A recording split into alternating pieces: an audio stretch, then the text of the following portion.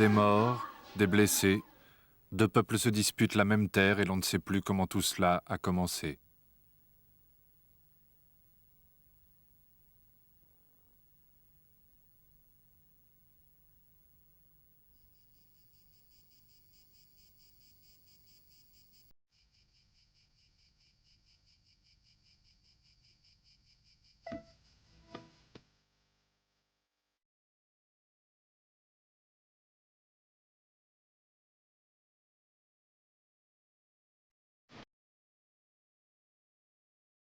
Voici la Palestine au XIXe siècle, telle qu'elle apparaît sur de très rares photographies. Voici Tibériade, en Galilée. Voici Naplouse, au Samarie. Haïfa. Et voici Nazareth. Et Jérusalem. L'orientalisme est à la mode, et les premiers photographes sont aussi des peintres, des artistes et voyageurs venus d'Europe. Ils parcourent la Palestine et font poser ses habitants. Nous sommes en 1880. 15 ans plus tard, les débuts du cinématographe. Les opérateurs des Frères Lumière sont à la gare de Jérusalem. C'est la première image filmée de la Palestine. La caméra est maintenant à l'intérieur des murailles, et voici ce qu'elle découvre. Une société qui ressemble à celle du Caire, de Damas ou de Beyrouth, dans une ville arabe presque comme les autres.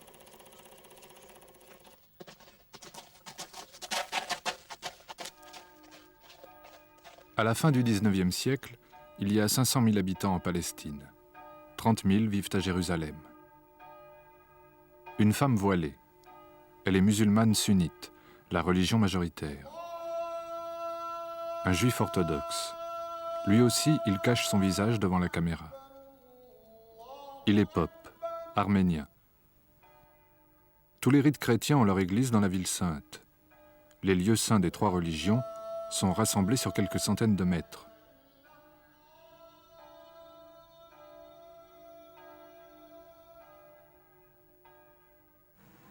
La grande mosquée est tout près du tombeau du Christ. En contrebas, au pied du mur des Lamentations, un juif récite une prière. Il porte un tarbouche turc. Il prie en hébreu, mais sa langue de tous les jours, c'est l'arabe. Les Juifs constituent la moitié de la population de Jérusalem. Mais dans tout le pays, ils sont moins de 5%. Les chrétiens sont 10%, les musulmans 85%.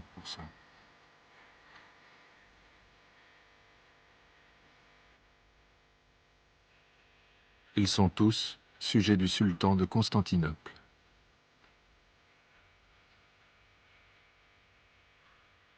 Dans l'Empire ottoman, il n'y a pas de frontières, seulement un découpage administratif. Dans cet immense territoire, la Palestine ne représente que 27 000 km². 3 petits districts au sud de la province de Damas. Le même empire au XVIIe siècle. Entre-temps, il a perdu les Balkans. La France et l'Italie lui ont pris l'Afrique du Nord.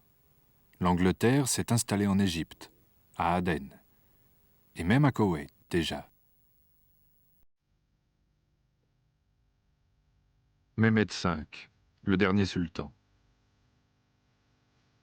Son empire est malade, il croule sous les dettes. Des officiers modernistes exigent des réformes. Dans les provinces, on parle d'indépendance. Le régime est aux abois. Alors, au nom du sultan, les gouverneurs érigent des potences. À Damas, à Beyrouth, en Palestine.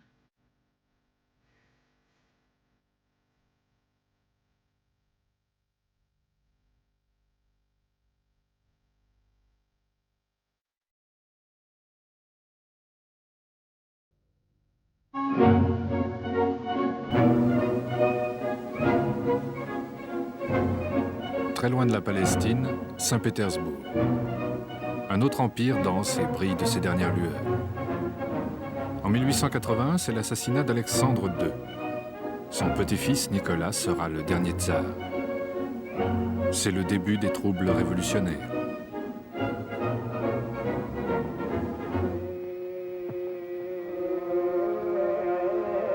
Les Juifs sont désignés par le régime tsariste comme la cause de tous les malheurs du peuple russe. Ils étaient 5 millions en 1880. En l'espace d'une génération, des dizaines de milliers d'entre eux sont massacrés.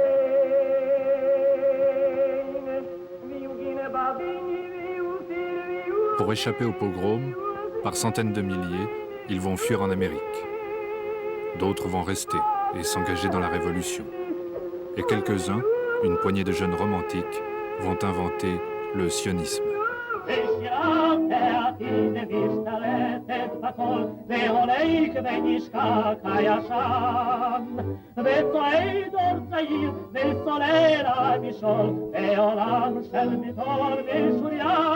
À la fin du 19e siècle, ils sont 4500 colons juifs en Palestine.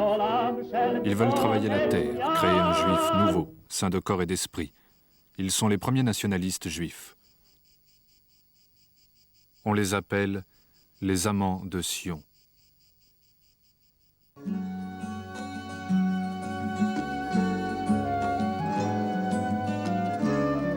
Les paysans arabes qui voient arriver les premiers immigrants juifs ne se doutent de rien.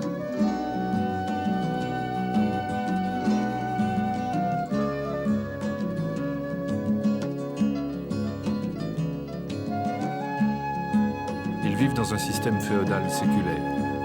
La terre appartient à des notables, au sultan ou à des familles de Damas et de Beyrouth. Bédouins et paysans ne possèdent rien. Ils vivent de la terre. Ils sont chez eux dans leur village. Mais tout cela va changer. Theodor Herzl. Il est né à Budapest, a grandi à Vienne et il est journaliste. Après l'affaire Dreyfus, il écrit « Si même la France des Lumières veut la mort des Juifs, alors il faut que nous ayons une terre à nous, un État dont nous serons les maîtres. » En 1897, il préside le premier congrès sioniste en Suisse. Il crée les structures d'un appareil politique efficace. Il s'est donné 50 ans, pas plus, pour réussir à fonder un État juif. Les sionistes ont maintenant une banque, une presse en plusieurs langues et une organisation mondiale dont la tâche essentielle sera d'acheter des terres en Palestine. Les acheteurs du Fonds national juif paient comptant, sans marchander. Ils ne ressemblent pas aux Juifs du pays, leurs idées sont étranges, mais ils achètent toutes les terres qu'on leur propose, qu'elles soient fertiles ou rocailleuses.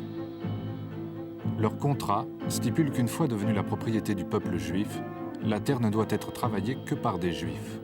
Une clause spéciale ajoute qu'elle doit être livrée vide d'habitants. Certains refusent de vendre à de telles conditions, mais d'autres ne se font pas prier.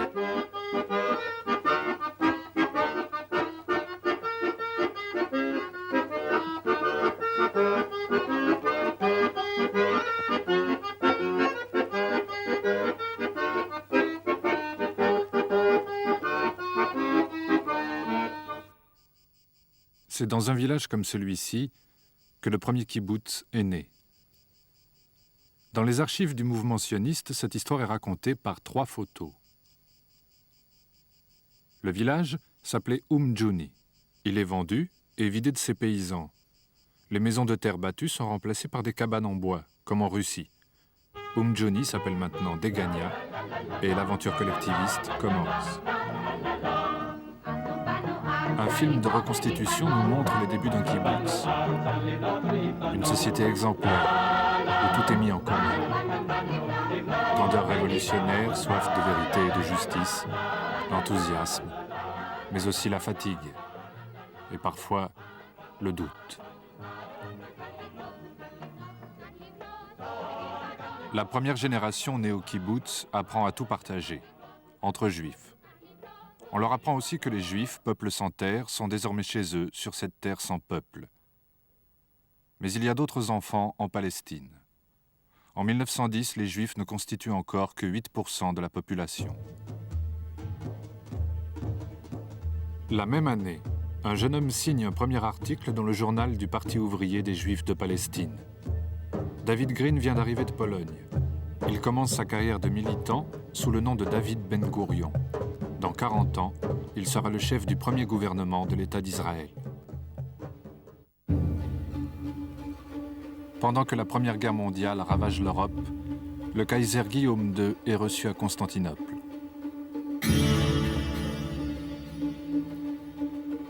Le sultan Mehmed V ne maîtrise plus vraiment le pouvoir. Son gouvernement le pousse à entrer en guerre aux côtés de l'Allemagne contre la France et l'Angleterre. C'est l'erreur qui lui coûtera son trône et son empire. L'erreur que les puissances occidentales attendaient pour donner le coup de grâce à l'Empire ottoman. Hussein, shérif de la Mecque, chef de la puissante famille des Hachémites. Pour vaincre les Turcs, les Britanniques ont besoin de lui. Ils lui promettent un grand royaume arabe, uni et indépendant, à condition de lancer la guerre sainte contre Constantinople. Envoyé en Arabie, un autre homme va jouer dans les coulisses de l'histoire. C'est un agent des services secrets britanniques, le colonel Lawrence. La légende et le cinéma l'ont consacré, Lawrence d'Arabie. Quelques rares images nous montrent Lawrence dans le désert. Lawrence reçu par Faisal, le fils du shérif.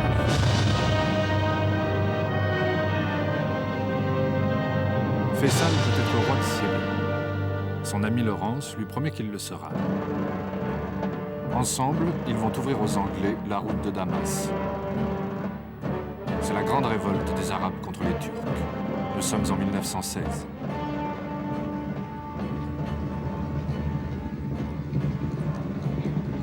Mais ni Lawrence, ni Faisal ne savent que les provinces arabes sont déjà partagées entre la France et l'Angleterre. Dans une chambre d'hôtel à Paris, deux hauts fonctionnaires se marchandent le Liban, la Syrie, l'Irak. Le français Georges Picot dessine en bleu. L'anglais Mark Sykes dessine en rouge. Pour la Palestine, ils prennent une troisième couleur. On en fera une zone internationale après la guerre. En 1917, l'armée britannique entre en Palestine par le sud.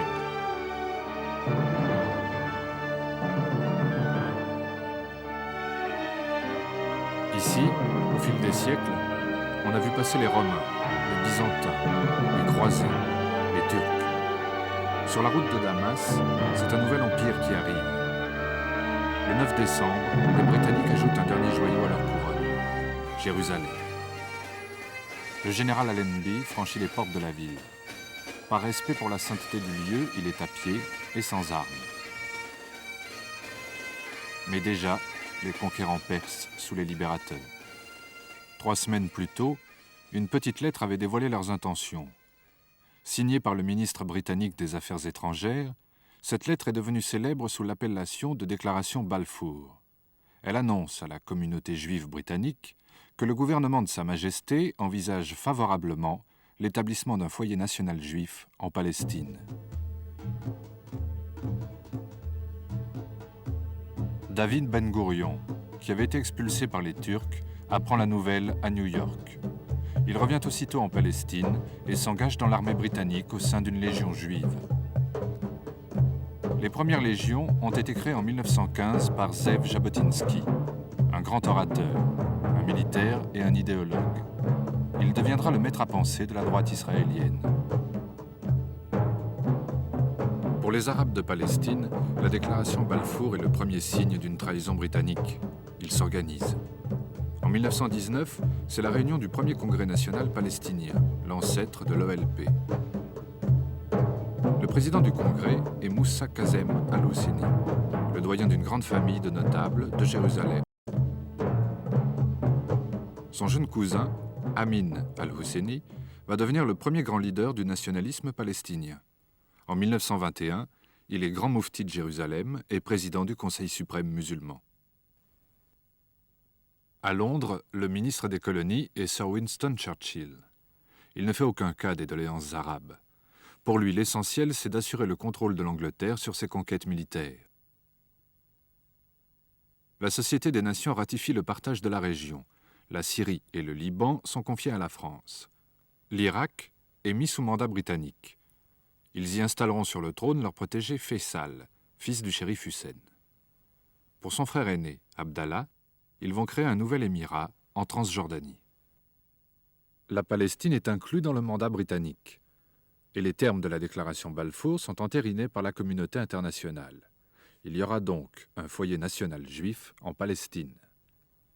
On avait promis aux Arabes un grand royaume, uni et indépendant, mais on a créé plusieurs États séparés. Maintenant, la Palestine est entourée de frontières. Ici au nord, c'est la frontière avec la Syrie. Une image qui paraît anodine, mais qui signifie la fin d'un grand rêve pour les Arabes du Moyen-Orient.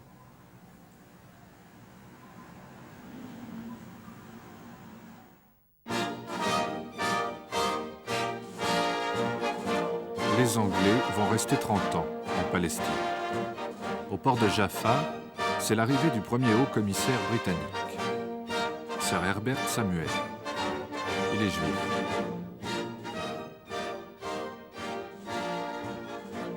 Quelques mois après sa prise de fonction, des émeutes causent la mort de 46 immigrants juifs. L'hostilité des Arabes grandit. Mais en 10 ans, la colonie juive reçoit 100 000 immigrants russes et polonais, et elle passe de 11 à 17% de la population globale.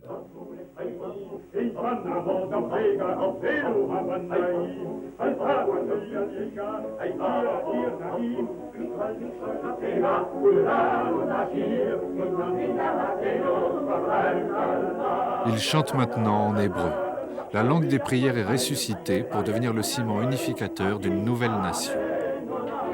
Depuis 20 ans, les Juifs d'Europe et d'Amérique remplissent les petites tirelires en fer blanc du Fonds national. Des films de propagande donnent l'idée que la Palestine est une terre aride, un désert à défricher. On raconte la naissance de la première ville juive, Tel Aviv, et on oublie de signaler qu'elle se construit aux portes de la ville arabe de Jaffa.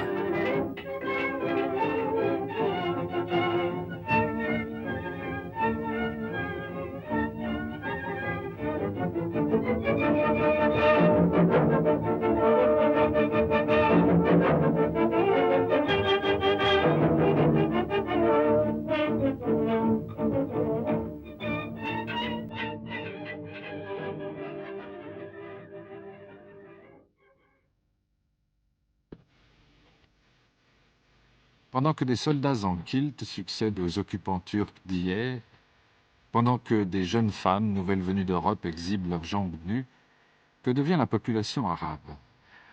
C'est simple, on ne la voit pas, on ne la filme pas, ou si peu. Juste quelques très rares images, celles de Nathan Axelrod, le précurseur du cinéma israélien.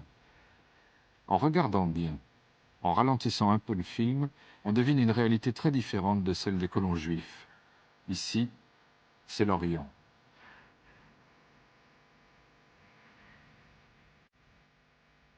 Sur la grande place de Jaffa, à la sortie de la municipalité, des écrivains publics.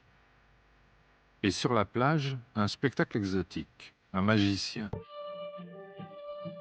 Ces images, trop calmes, ne montrent pas la colère qui monte.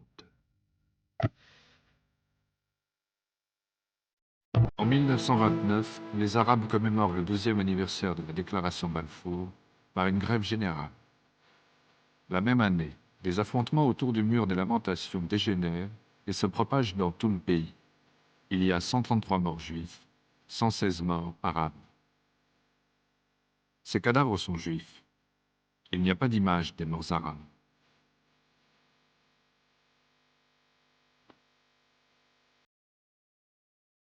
La Société des Nations envoie des enquêteurs. De leur côté, les Britanniques annoncent qu'il n'y a plus de place en Palestine pour une immigration massive. Mais l'histoire de la Palestine ne s'écrit pas dans les rapports des commissions d'enquête. En Allemagne, Hitler accède au pouvoir.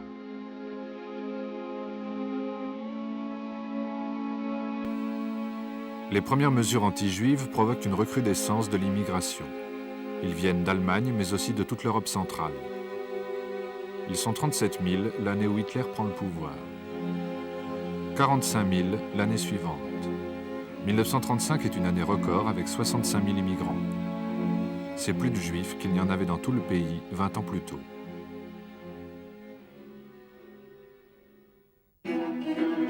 La révolte arabe explose en avril 1936. Le moufti Amin al-Husseini en tête 5 partis politiques palestiniens appellent au soulèvement général. Les notables, les chefs de village, les paysans, les commerçants. Ils se révoltent tous contre l'occupation britannique et contre l'immigration juive. Les premiers porte-paroles s'adressent à l'opinion britannique. The Arabs who decided on a general and a complete strike until the total and immediate stoppage of Jewish immigration is brought about and until the government introduces an essential change in its present policy. A policy which, if continued, will surely have as a result the replacement of the Arabs by the Jews. La grève générale dure 6 mois. Les affrontements avec les forces de l'ordre sont quotidiens.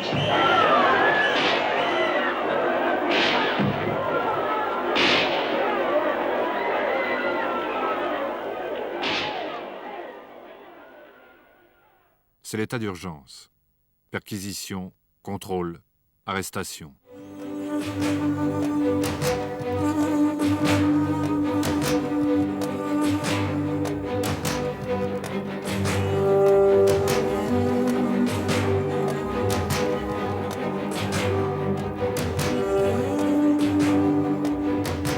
Mais la révolte se durcit. Une vague d'attentats frappe les colonies sionistes et les installations britanniques. More British troops have landed at Haifa for the delicate job of stamping out the trouble in Palestine. You might call them the Kid Glove Army. They have to suppress assassins and bandits with the use of as little force as possible.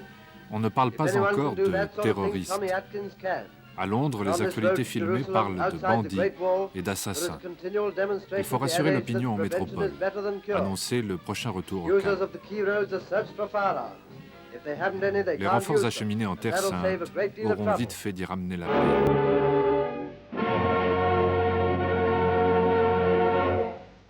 Les bandits, les assassins, ce sont eux, les premiers chefs partisans palestiniens.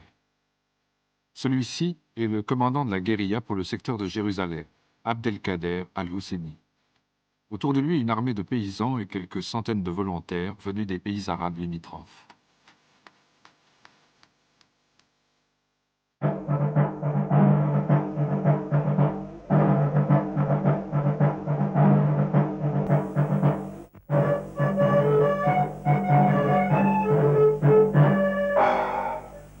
Pendant ce temps, les Juifs construisent de nouvelles colonies. Des éléments préfabriqués, une barrière, une tour de garde, quelques cabanes. C'est la technique du fait accompli. En quelques heures, une nouvelle localité juive existe sur la carte, bâtie comme un camp retranché. La population se militarise. Avec l'aide de quelques instructeurs britanniques, on crée des unités d'élite. Toute la jeunesse juive est embrigadée dans des mouvements paramilitaires. Tous apprennent à se servir d'un fusil. C'est la naissance du citoyen soldat.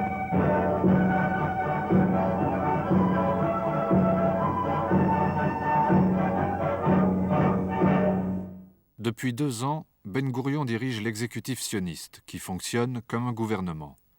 Alors que les Arabes s'épuisent dans une lutte inégale contre l'armée britannique, lui, il construit méthodiquement les bases d'un futur État. Quant à Jabotinsky, il exige une révision de la politique sioniste. En clair, il préconise la manière forte. Ses adeptes créent l'Irgun, un réseau clandestin qui lance des bombes et des grenades sur la population arabe.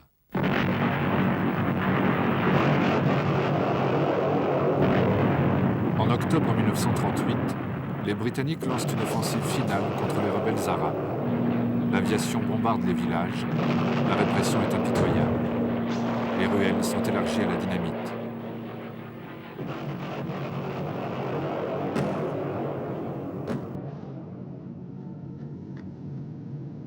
Les leaders sont déportés.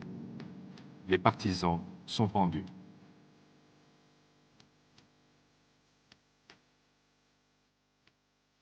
Il y a des milliers de morts.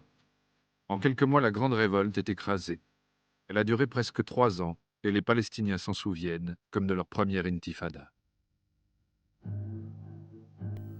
En février, les Britanniques organisent une conférence de paix à Londres. La Seconde Guerre mondiale approche. Ils veulent s'assurer la loyauté de leurs alliés arabes, tout en évitant de rompre avec les Juifs. La délégation sioniste est conduite par Haïm Weizmann, président de l'Organisation sioniste mondiale. Les Palestiniens ne forment pas une délégation autonome. Ils sont inclus dans la délégation arabe, composée exclusivement de pays soumis à l'influence britannique. Pendant la Grande Révolte, ces pays avaient conseillé aux Palestiniens de faire confiance aux Britanniques. Le 17 mai, les Anglais publient un livre blanc qui contingente l'immigration juive et prévoit de la soumettre à l'accord des Arabes.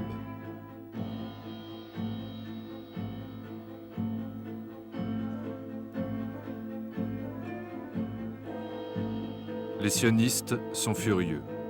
Leur vieil ami anglais se transforme en ennemi, au moment même où la situation des Juifs d'Europe devient désespérée.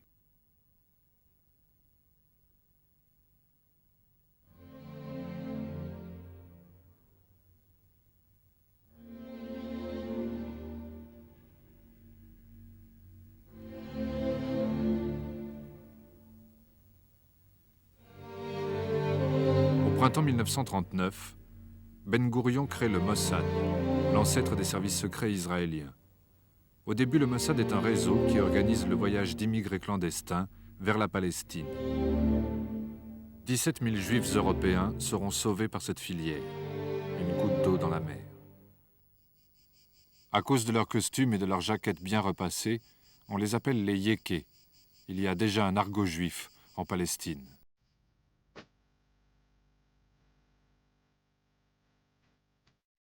Pendant la guerre, 30 000 Juifs de Palestine s'engagent dans les rangs de l'armée britannique. Le pays sert de base avancée contre les forces de l'Axe et les Juifs fraternisent avec les soldats alliés.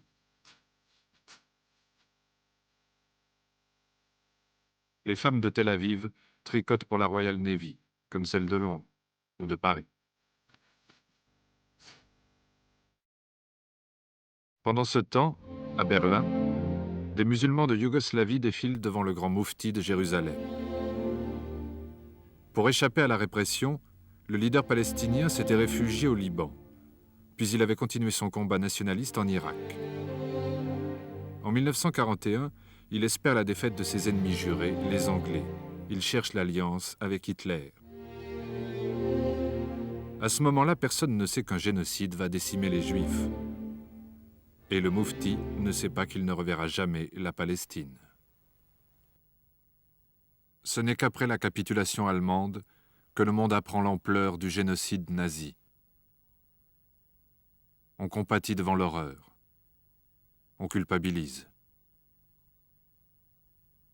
On semble enfin découvrir la question juive.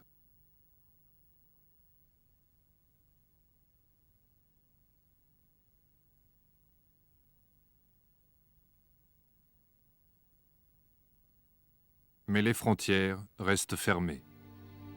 Dans les ruines de l'Europe, des centaines de milliers de survivants et d'apatrides se pressent dans les camps de personnes déplacées. Personne n'en veut. Dans tous les pays, les quotas d'immigration sont très stricts. Beaucoup de Juifs ne veulent pas retourner dans leur pays d'origine, là où leurs propres concitoyens les ont livrés à l'abattoir. Les envoyés sionistes leur offrent l'espoir d'une nouvelle vie.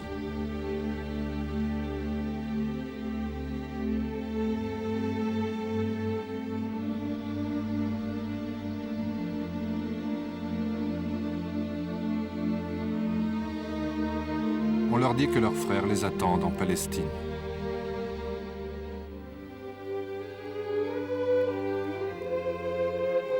À Jérusalem, Khalil Rad est photographe. Lui, il conserve la mémoire des Palestiniens.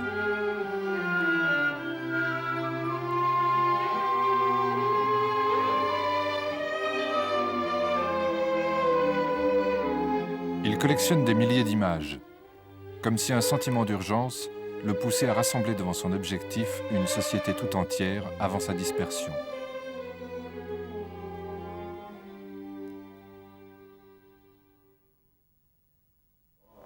En 1946, le nationalisme juif n'est plus une utopie. Il y a 500 000 juifs en Palestine. Ils exigent des visas pour 100 000 rescapés du génocide. Ils ne parlent plus de foyer national, mais d'indépendance.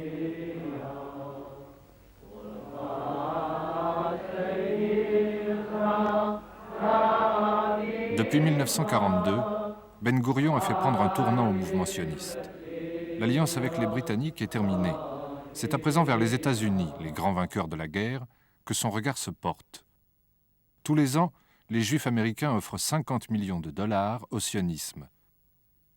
The late President of the United States, and only recently the joint resolution of the United States Congress asking for freedom of Jewish immigration, which will result in a free and democratic Jewish Commonwealth in Palestine. It was the Jewish people who made Palestine. That was Palestine who made the Jewish people. That no other people in the world made Palestine. No other people in the world was ever made by Palestine. À Tel Aviv, c'est le 1er mai. On chante l'Internationale en hébreu. La grande majorité des Juifs adhèrent à la gauche sioniste. Sous cette esthétique révolutionnaire se cache la politique réaliste de celui qu'on appelle déjà le vieux.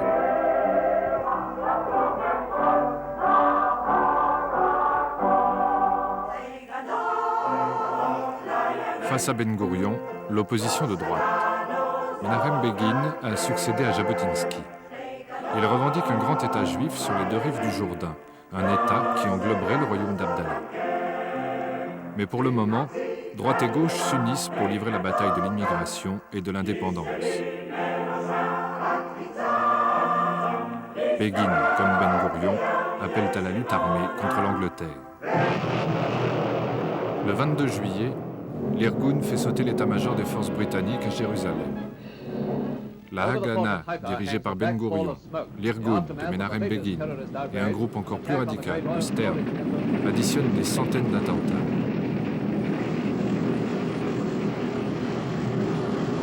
La violence est partout.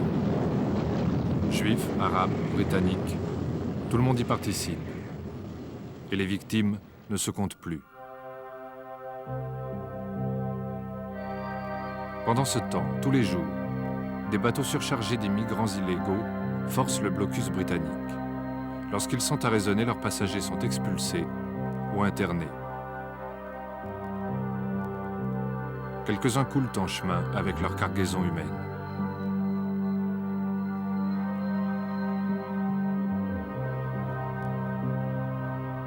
À nouveau, les Britanniques perquisitionnent, contrôlent, fouillent. Mais cette fois, les stocks d'armes découverts sont importants et ils proviennent de leurs propres arsenaux. Des centaines de Juifs sont arrêtés. Des radicaux sont pendus. Mais les Britanniques sont pris au piège. Ils ne peuvent réprimer brutalement la révolte juive sans être accusés d'antisémitisme. En septembre, encore une fois, on réunit une conférence à Londres. La Palestine est devenue un fardeau trop encombrant. 5 mois plus tard, les Britanniques annoncent qu'ils vont remettre la question de Palestine à la toute nouvelle Organisation des Nations Unies. Ce jour-là, l'Assemblée générale ouvre un dossier qui ne quittera plus jamais son ordre du jour. Aucune terre au monde n'a donné lieu à autant de débats dans cette salle. In accepting the mandate for Palestine after the First World War, His Majesty's government in the United Kingdom undertook to work for the establishment of a national home for the Jewish people on the understanding that nothing should be done which might prejudice the civil and religious rights of existing non-Jewish communities in Palestine. It was assumed at that time that the objects of the mandate could be carried out with the consent and cooperation of both peoples. Time has shown that this assumption was incorrect. Face à face, un sioniste et un palestinien sont conviés à parler devant une commission politique. Un discours chacun, un même temps de parole. Henri Catan, le palestinien, est avocat à Jérusalem. Il représente le Haut Comité arabe dirigé par le Grand Moufti.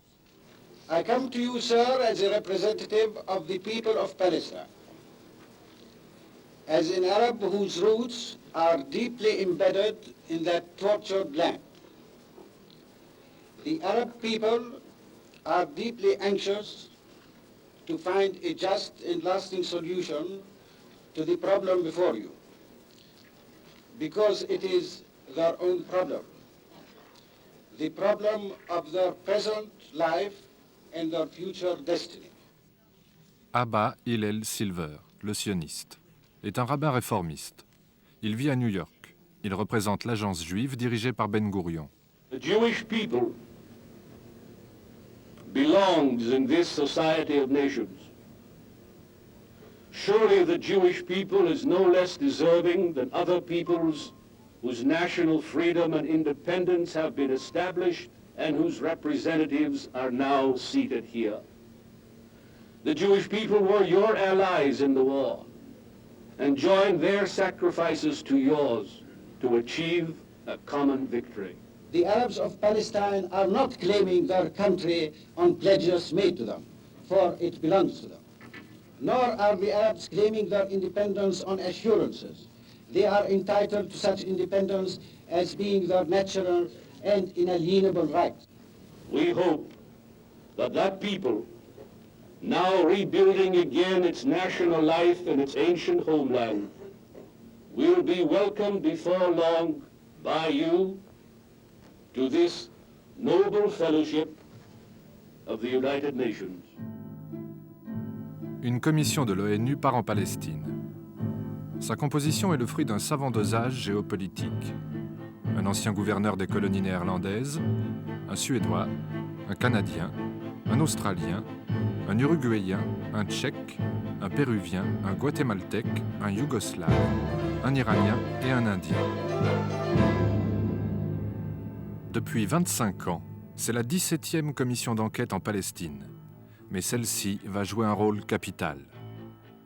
Pendant qu'ils inspectent, qu'ils essayent de comprendre et qu'ils cherchent une solution à une situation déjà très complexe, la Haganah prépare soigneusement une action pour les influencer. C'est l'affaire de l'Exodus. Le 18 juillet, l'Exodus est arraisonné par les Britanniques au large de Gaza. À son bord, 4500 immigrants illégaux, encadrés par des officiers de la Haganah. Ils refusent de se rendre. Il y a des morts, des dizaines de blessés.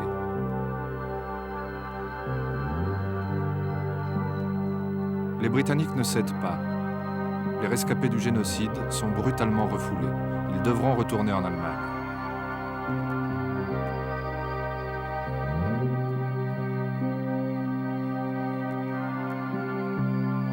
Plusieurs membres de la Commission des Nations Unies assistent à ces scènes tragiques et leur décision est prise. Il faut mettre un terme au mandat britannique. Mais à qui transmettre la souveraineté? À qui appartient la Palestine? Les 11 diplomates hésitent. Finalement, 8 d'entre eux proposent de partager le pays en 2 États. Un État juif en bleu, un État arabe en gris, imbriqués l'un dans l'autre dans un tracé compliqué. Jérusalem aura un statut international et ne fera partie d'aucun des 2 États. Les Juifs reçoivent plus de la moitié du territoire, alors qu'ils ne constituent que le tiers de la population. Des centaines de milliers d'Arabes devront vivre sous un gouvernement juif. À l'Assemblée générale des Nations unies, le délégué syrien. Par les intrigues faites autour de lui et par les machinations qui sautent aux yeux et qui ont servi à le présenter à l'opinion publique comme un projet uniquement humanitaire, ce projet restera le plus grand scandale politique de tous les siècles. Tour à tour, les autres délégués arabes montent à la tribune. La Charte des Nations Unies, disent-ils, ne permet pas de partager une terre contre la volonté de son peuple. La Palestine est arabe, elle doit le rester. Si les Européens veulent offrir un pays aux Juifs, s'ils se sentent coupables de les avoir persécutés, alors qu'ils leur donnent une terre en Europe. Tous, ils expriment leur déception et leur colère. In the words of the greatest American, we have striven to do the right as God gives us to see the right. Jusqu'au bout, le délégué pakistanais essaye de convaincre qu'un partage provoquera un bain de sang. Avec l'Iran et la Yougoslavie, il propose un plan d'État fédéré. We did succeed in persuading a sufficient number of our fellow delegates to see the right as we saw it. But they were not permitted to stand by the right as they saw it. Our hearts are sad, but our conscience is easy. We would not have it the other way about. Ukraine? Yes. South Africa? Yes. Soviet Union? Yes. United Kingdom? Abstain. The United States? Yes. Uruguay? Yes. Venezuela? Yes. Yemen? No. Yugoslavia? Abstain. The resolution of the DAC Committee for Palestine was adopted by 33 votes, 13 against, 10 abstentions. Dès le lendemain, l'humiliation et l'angoisse jettent les Arabes dans les rues de Jérusalem. Ils disent « Ce qui a été écrit en noir à New York sera effacé en rouge en Palestine ». La foule attaque le centre commercial juif. Les Juifs ripostent par des plastiquages. 7 morts dès le premier jour. 160 les 2 premières semaines, 450 en un mois.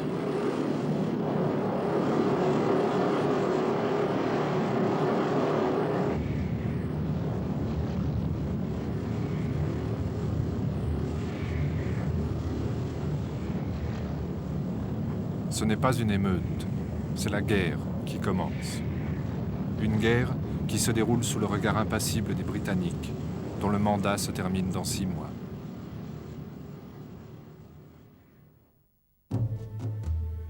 « 1948. Cette année-là restera gravée dans la mémoire des Palestiniens et des Israéliens. Pour les uns, la catastrophe, pour les autres, la libération. Ben Gourion sait que le vote des Nations Unies n'est pour le moment qu'un morceau de papier. Il achète des armes en Tchécoslovaquie et décrète la mobilisation générale. Avant le départ des Anglais, il veut contrôler les régions arabes du territoire, élargir les frontières de l'État juif, attaquer plutôt que se défendre.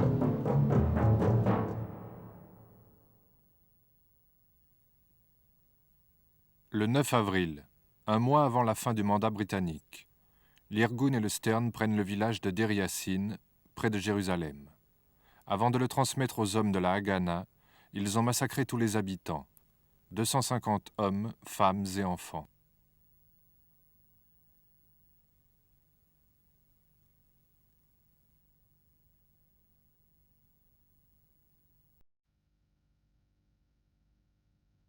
Ben Gourion condamne le massacre. Mais Deir Yassin devient un symbole et un exemple. Au fur et à mesure de l'offensive, les villes et les villages arabes se vident. Les Palestiniens résistent, mais lorsque la défaite s'approche, ils s'en vont pour ne pas subir le sort de ceux de Deir Yassin.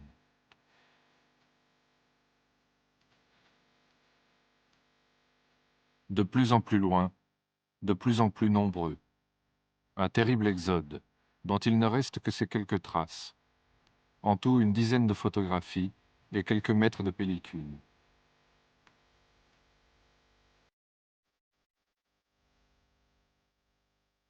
Au port de Jaffa, là où Nathan Axelrod avait filmé un magicien quelques années plus tôt, ils partent vers Gaza ou vers Beyrouth.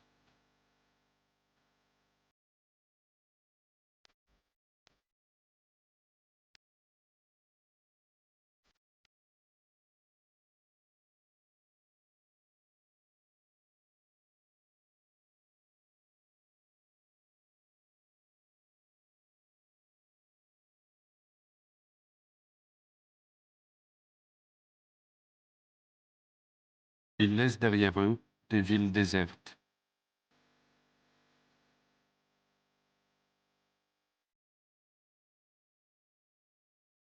Ailleurs, il y a des ruines après la bataille, des cadavres dans les rues.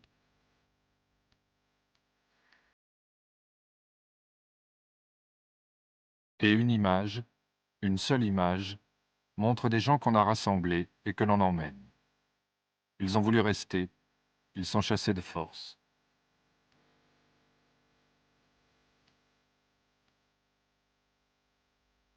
En un seul mois, le futur État juif s'est vidé de centaines de milliers d'Arabes.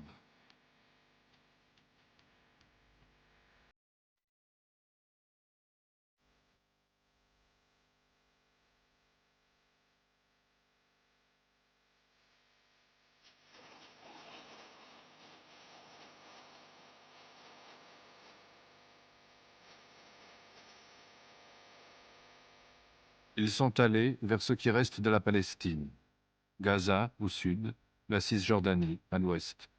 Au nord, ils ont franchi la frontière vers le Liban ou la Syrie. Certains ont traversé le Jourdain. Maintenant, ils attendent la fin des combats pour pouvoir rentrer chez eux.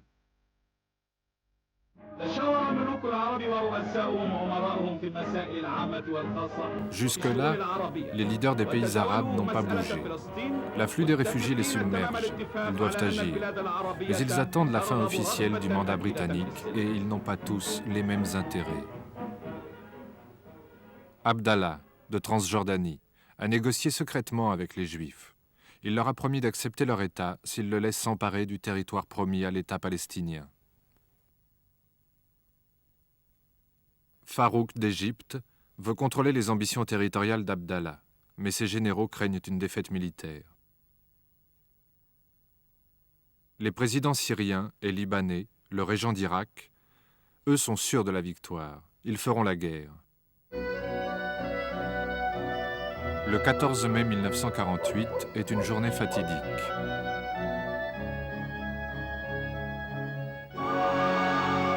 Le dernier haut commissaire britannique quitte la Palestine. L'après-midi même, Ben Gourion proclame l'indépendance d'Israël.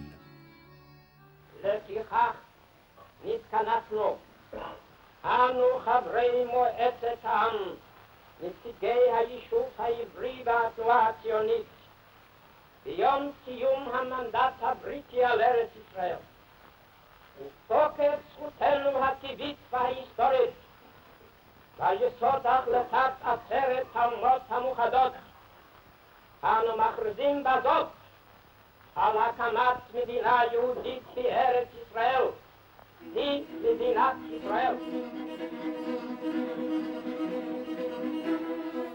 Quelques heures plus tard, à l'aube du 15 mai, les armées arabes entrent en Palestine. Partis d'Égypte, de Transjordanie, de Syrie, d'Irak et du Liban, ils se sont donné rendez-vous à Tel Aviv. Ils promettent la destruction de l'État juif, le renvoi des sionistes à la mer et le retour rapide des réfugiés.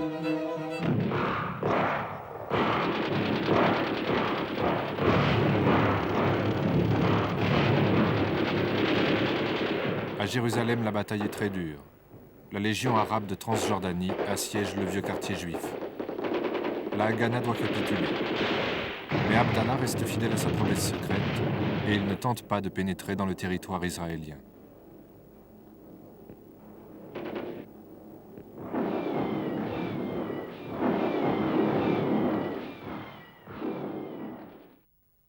Le représentant palestinien Jamal B. Husseini. Le 20 mai, aux Nations Unies, il refuse le cessez-le-feu. As a member of the Arab League, the Palestine Arab population, as represented by the Arab Hair Committee, have a legitimate claim on the other members for assistance in the restoration of peace and order in their country. The troops of the states of the Arab League who have crossed the borders of Palestine from the neighboring countries on the termination of the mandate have therefore done so by the invitation of the people of Palestine. Le comte Bernadotte, médiateur suédois désigné par les Nations Unies. Le 11 juin, il réussit à imposer une trêve. Il est optimiste. And I believe, and I think I have the right to believe, that we sooner or later, it might be sooner, can get a settlement and stop the war in Palestine. Il va très vite changer d'avis. En parcourant le pays, il découvre les villages arabes détruits et l'ampleur de l'exode palestinien. Les rapports qu'il adresse à l'ONU inquiètent beaucoup les Israéliens. Pour eux, cet homme est dangereux. Le jeune Yitzhak Shamir, commandant du groupe Stern, donne l'ordre de l'assassiner. Et ses rapports le suivent dans sa tombe. Maintenant, les Israéliens sont bien armés et bien organisés.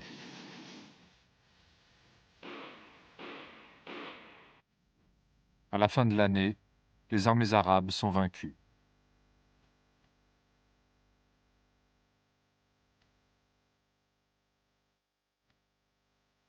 I think it's my duty to say that the Arabs of Palestine cannot go into any political discussion on the basis of any Jewish state in Palestine.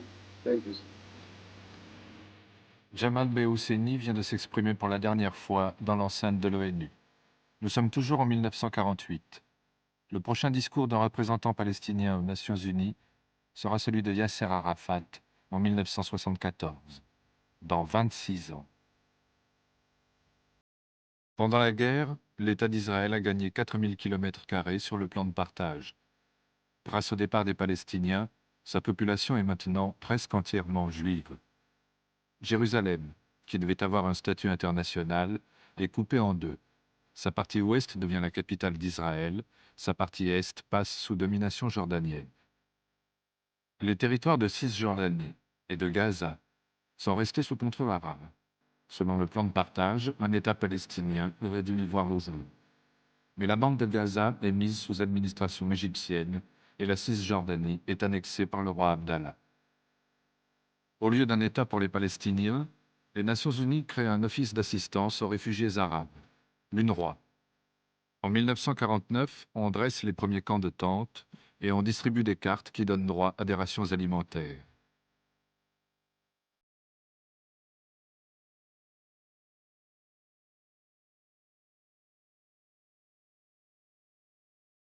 « 200 000 cartes sont attribuées en Cisjordanie, 180 000 dans la bande de Gaza, 100 000 au Liban, 60 000 en Jordanie, 70 000 en Syrie.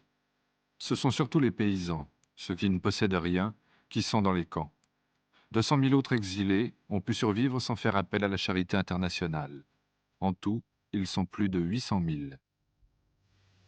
That satisfies the requirement of the Charter of a two-thirds majority, and I therefore formally declare Israel admitted to membership in the United Nations.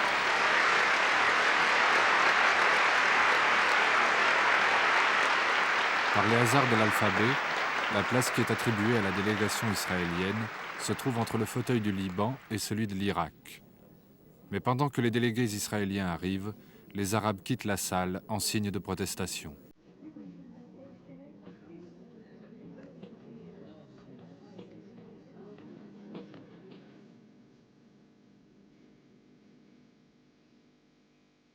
Pour devenir membre des Nations Unies, Israël a pris l'engagement officiel de permettre le retour des réfugiés palestiniens. Mais cette résolution ne sera pas respectée.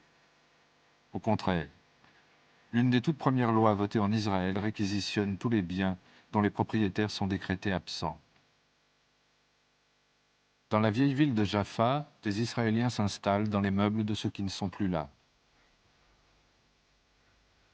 Les belles demeures des notables de Jérusalem sont attribuées à des militaires ou à des fonctionnaires. Partout, des immigrants juifs posent leurs valises dans les villes arabes abandonnées. Au début des années 50, Israël accueille 700 000 juifs venus d'Afrique du Nord et du Moyen-Orient, presque le même chiffre que celui des Palestiniens exilés.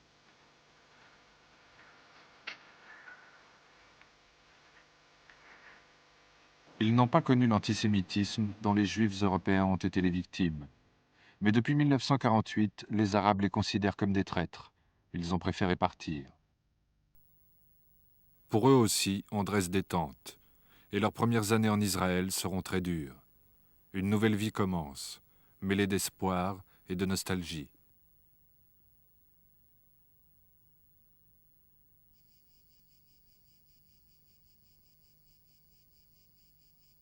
Il ne reste que 150 000 Arabes dans l'État juif. Pour eux, ce sera l'administration militaire, le couvre-feu, la censure, l'interdiction de circuler sans laisser passer. Ils sont citoyens israéliens, mais leurs droits sont limités et ils sont coupés de leurs frères, tous les autres Palestiniens qui sont à l'extérieur.